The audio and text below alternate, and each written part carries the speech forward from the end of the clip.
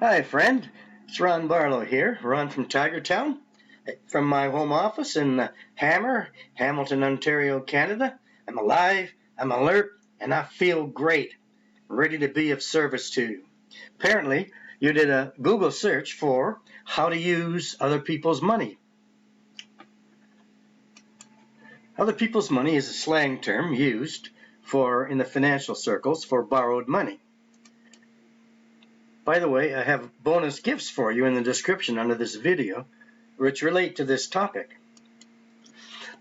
The most important asset most people will buy in their life is their home. Build good credit and pay your bills on time because you need to qualify for a mortgage on a starter home. Most people want to get there. And to buy a home, you'll need to borrow money from a bank, which means get a mortgage. That's other people's money.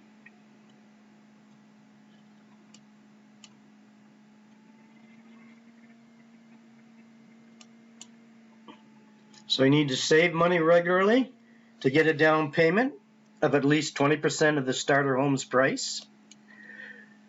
When you have that, go to the bank to borrow money, a mortgage, as soon as you have the down payment.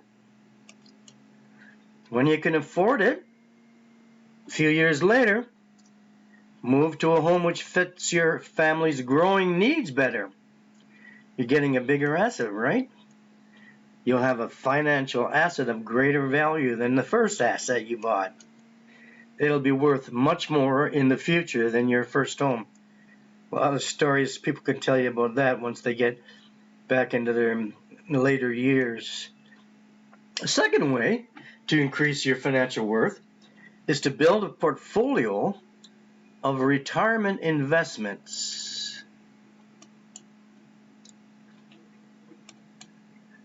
And this is buying stocks can be done by using stock investment firms' money, other people's money. That's called a margin account.